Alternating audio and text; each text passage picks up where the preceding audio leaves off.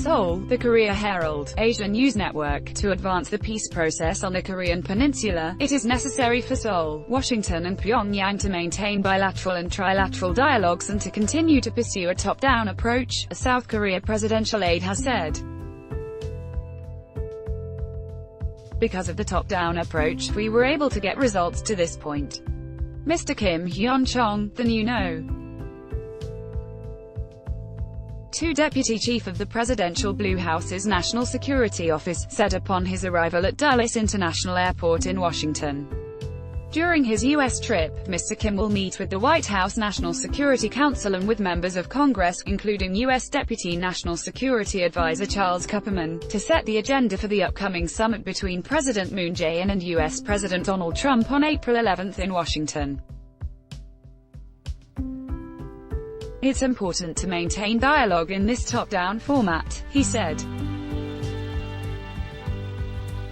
Mr. Kim delivered those remarks in the midst of a stalemate in nuclear talks between the US and North Korea, since Mr. Trump and North Korean leader Kim Jong-un walked away from their summit without an agreement in Hanoi in February.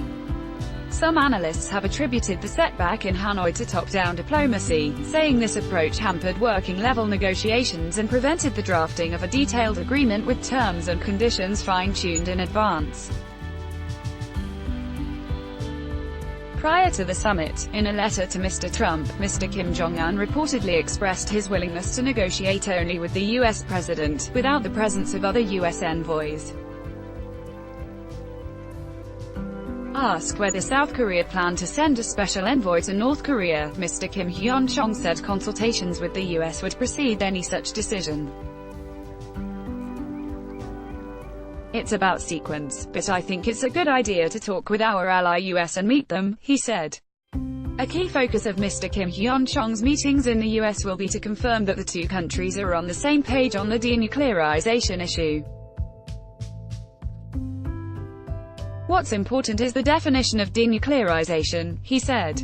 So, we'll discuss the ways to achieve our target and how we should do it. Seoul has suggested that Washington and Pyongyang draw up a roadmap for the entire process of denuclearization and divide the implementation process into phases, so that the North can obtain reciprocal measures from the US for each step.